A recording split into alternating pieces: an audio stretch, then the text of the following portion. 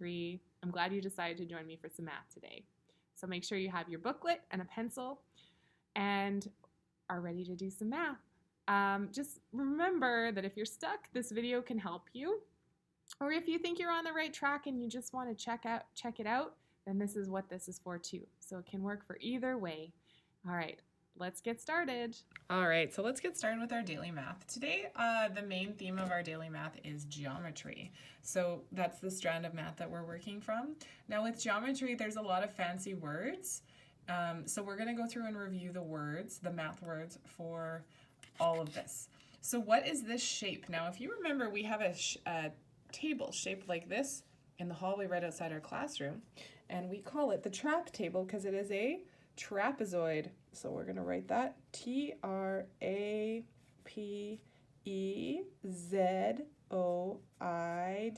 That's a trapezoid. All right. The next question is, how many vertices does a rhombus have? Now, I tried to draw a rhombus before I started because otherwise I'm fighting with my camera and trying to draw a nice straight shape. So a rhombus is another word for like a diamond shape. So a vertices or vertex, the vertex is where two lines meet. It's the corner. So here are my corners, my vertices. So let's count them. We have 1, 2, 3, 4 vertices. So vertices, just a fancy word for a corner. It is where two line segments meet. So there's a line segment, line segment, line segment. The place where they meet, that's the vertex. When you have more than one vertex, they're called vertices. All right, on to the next one. What is the name of this 3D shape? So this 3D shape, if you look here, it's a pyramid and it has a square base. It's called a square-based pyramid. Square-based pyramid. Okay, on to the next part. So which 3D shape can roll? So just looking here, these are our 3D shapes. Which one of those is gonna roll? Well, look at them, okay? If I just imagine playing with this one, nope, that's probably not gonna roll. That one will probably roll because it's a ball, and that one, you can roll a dice, but it doesn't roll quite the same way. Actually, here, I have a right here, I have a cube that I have for the next part of our math. Now, if I push it, it doesn't really roll. You can throw it and kind of roll it, but it doesn't roll the same way as a sphere would. Just checking my desk to see if I have a sphere handy. I don't, but just imagine that it's a soccer ball. So close your eyes and imagine a soccer ball, and imagine if you were to just gently push the soccer ball with your hand, it would roll. Whereas this one, if I gently push it with my hand, it slides. So let's go with B, B, B, B, B, B, B, B, B, B, B, B, B, B. All right, let's move on to the next one. A total of 534 people attended the school carnival. This was 163 more people than attended the school play. So when we hear that, they want to know how many people attended the play. You just have to find out the difference between 534 and 163. And when we find the difference, we subtract. So 534, 163. Now I'm going to find the difference between them. So 4 subtract 3. I'm going to use Grandma and Grandpa's way for my strategy today. 4 subtract 3 is 1. 3 subtract 6. Now I can't do that, and I hope you know that why. Just a second to think about it. Right, because the top number, the 30, is bigger than, or is smaller than 60. I can't take 60 away from 30. That's not going to work. So I need to borrow from a neighbor. So we go to the hundreds. Now I have 4 hundreds, and I'm going to move 100 over. So I now have 13 tenths. Now I can do, from 13 tenths, I can definitely take 6 tenths away. And I'm trying to use a doubles fact. I know that 12 subtract 6 is 6. So 13 subtract 6 is going to be 1 more than that. It's going to be 7. All right, now I have 4 subtract 1, which is 3. So for the play, 371 people attended the play. Okay, 371 people attended the play. It's a lot of people. All right, we're going to move on to the next page here. So for this one, that's what I have my dice handy for. We're going to build some arrays. So I don't have counters at home, but I did happen to have some dice that I brought home with me to make arrays with. So we have a lot of dice. We're going to use those dice to make some arrays and to do some writing. So our first one here, 2 times 3. So it doesn't matter what you have at home. Maybe you have old pennies. Maybe you have some counters from a board game. Maybe you just want to draw X's on a piece of paper. So it's asking you to build the array and then use the property of multiplication, commutative property, and I'm going to explain what that means, to write the related number sentence. So when we change the order of the factors, the product stays the same. So look at this array. When you lay it sideways, there's 6, but if you stand it up, there's still 6. You just changed how they're organized. So we're going to do 2 times 3. So I have 2 times 3 here. Okay, so if I put them this way, 2 times 3 this way, 2 times 3 is 6. So 2 times 3 is 6. Okay, but if I turn it this way, so 2 groups of 3, or I could do 3 groups of 2, it's still 6. 3 groups of 2 is still 6. Now 2 times 4, we're going to build that one. So 2 times 4 is 2 groups of 4. 2 groups of 4 could be like this. 2 groups of 4. Or if I turn it this way, I have 4 groups of 2. So I also have 4 groups of 2. And both times I have 8. The number of dice that I have in my array, doesn't change. I have 8 both times. All right, let's move on to this one. Now 2 times 1. Let's see, so I have 2 times 1. I know it's confusing. I'm going to try and turn these to 1. I know it's confusing to see the numbers on the dice, and then you start looking at that instead. So I have 2 times 1. So I have 1 and 1. I have 1 group of 1 and 1 group of 1. I can also do it this way. 1 group of 2. So 1 group of 2. And both times I only have 2 dice, right? All right, 2 times 0. Now I'm going to tell you something about 0. This is always going to be my array for 0. If you're working with groups of 0, you're working with nothing. Okay, I have nothing. I've just made 2 groups of 0. Can you see it? Oh, awesome. I've just made 0 groups of 2. Can you see it? It doesn't change. So we're going to go in anything times 0. When 0 is a factor, it's always 0. I can write that to flip it. 0 times 2 is 0. All right, now on to the next. 2 times 5. So I'm on 2 times 5. So I'm going to grab 1, 2, 3. Oh, I guess I should film it so you can see. 1, 2, 3, 4, and 5. So I have 1 group of 5. 1, 2, 3, 4, 5. And then I have another group of 5. 1, 2, 3, 4, 5. So I have these 2 groups of 5. Okay, I'm going to arrange them in an array because remember, in an array, my things are lined up neatly. They're not all over the place the way these are right now. My things are lined up really neatly. So now I have my 2 rows of 5. Oh, I can make that even neater. So I have 2 rows of 5, and if I turn it this way, I have 5 rows of 2. 1, 2, 3, 4, 5. So again, it's the same, 5 rows of 2, and my total for both, 5 plus 5 is 10. Okay, now let's move on to well, for 6, I can make that array quite easily. So I have 2 groups of 6. I just had 2 groups of 5. I'm just going to add another one. So let's look here. I have 1, 2, 3, 4, 5, 6. And 1, 2, 3, 4, 5, 6. So looking here, I have 2 groups of 6.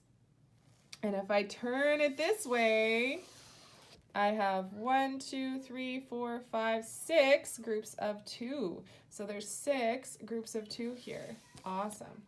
So 6 groups of 2.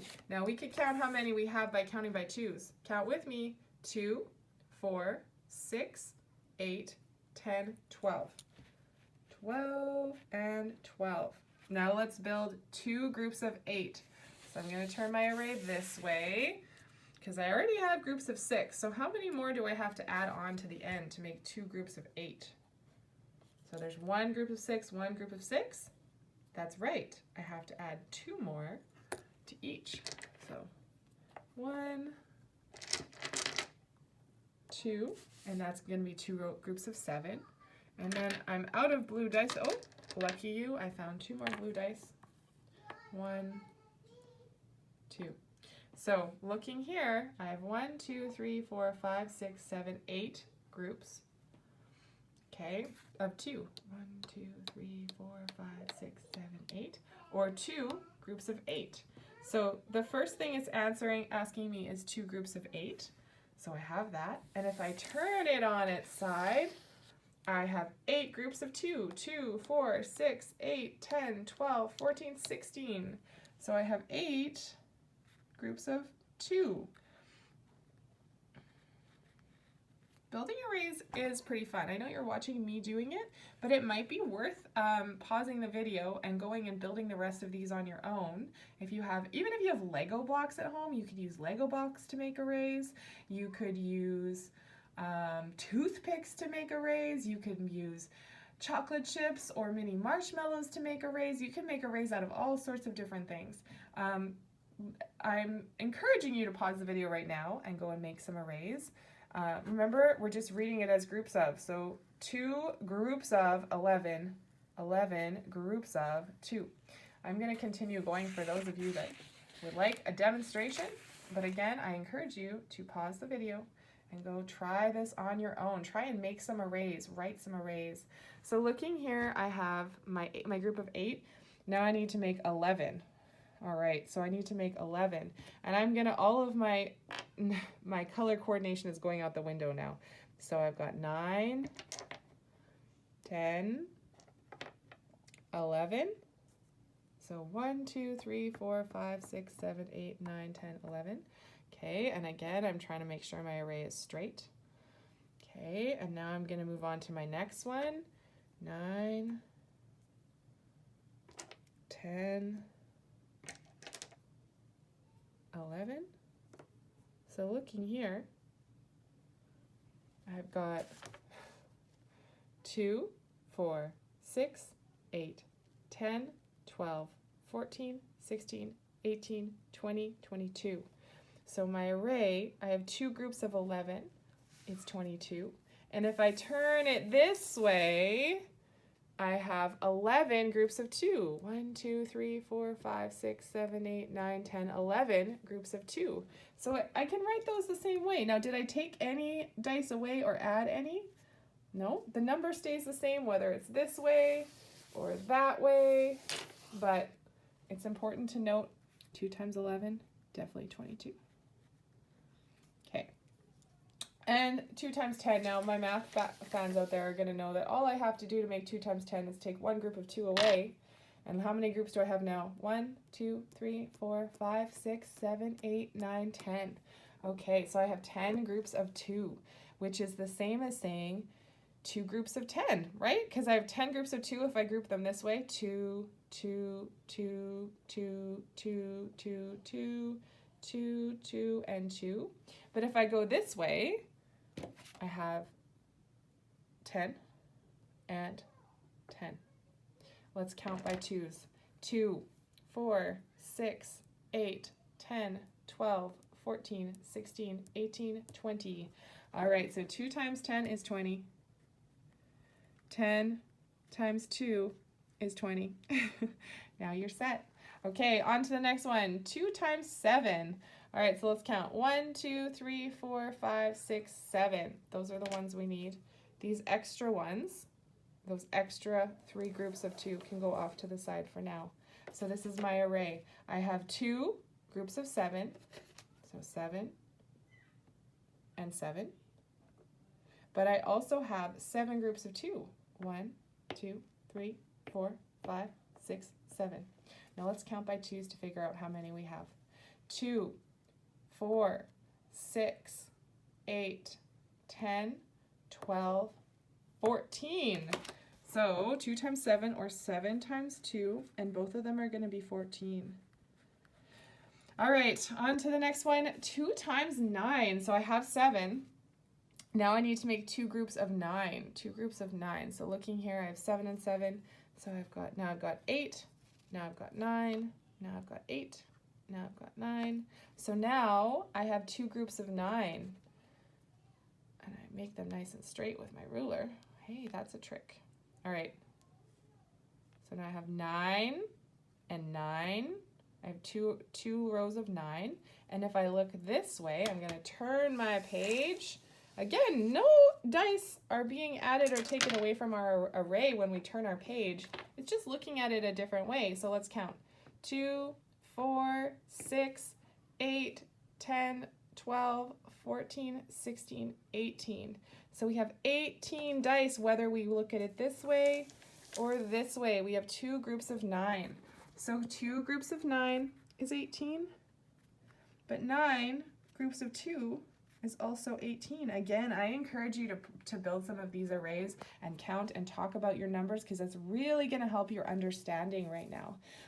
The video is great, but when you get a chance to really play with the numbers, the understanding will make a lot more sense for you.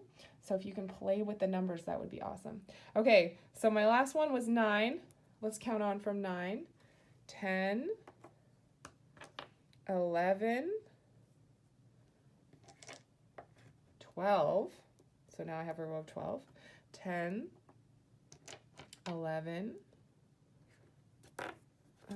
12. Now, I should have, let's double check my count. 1, 2, 3, 4, 5, 6, 7, 8, 9, 10, 11, 12. So if you look very carefully at my array, I have 2 groups of 12, right? Going this way. 12 and 12. And now if I turn my array, I'm going to turn it. I'm not changing anything other than the way it's organized. I'm not taking anything away. I'm not adding anything. So here's my array looking the other way, and it's groups of 2. So let's count. 2, 4, 6, 8, 10, 12, 14, 16, 18, 20, 22, 24. So 2 groups of 12 or 12 groups of 2 are both 24. So what I'd like you to do now, and I will try to remember to post a dojo reminder for you, I'd really like you to go find something in your house that you can build arrays with, or you could even get a pencil and draw arrays. And I want you to play around with making arrays in groups of 2. So 2 times tables are just groups of 2. Just like this, we just did our 2 times tables. You could even try, if you're thinking, I already did the 2s, I want to try some 3s. You could do 3s, and I'll show you how to do that. So 3, 1, 2, 3, 4, 5, 6, and let's do 7, 8. And again, your array doesn't have to be perfect because I'm going to have to borrow a different color. So looking at this would be an array for what? So look at it and think, what array is this? What array have I built? Oh, I built 3 times 3. 1, 2, 3, groups of 1, 2, 3. So that could be written, and you could practice writing it down. 3 times 3, and then you can count it all together. So 1, 2, 3, 4, 5, 6, 7, 8, 9. 3 times 3 is 9. So for the rest of your math time, I'd like you to go build some arrays and practice writing them down. You could send me a picture of your array on Dojo. It would be wonderful to see that from you guys. And I will see you again tomorrow for more math. It was helpful. If you're still stuck, you can always send me a Dojo message, or if you have any questions, or you just want to tell me that you got it done. I'd love to hear from you. I hope that you have a wonderful day, and I will see you tomorrow for more math.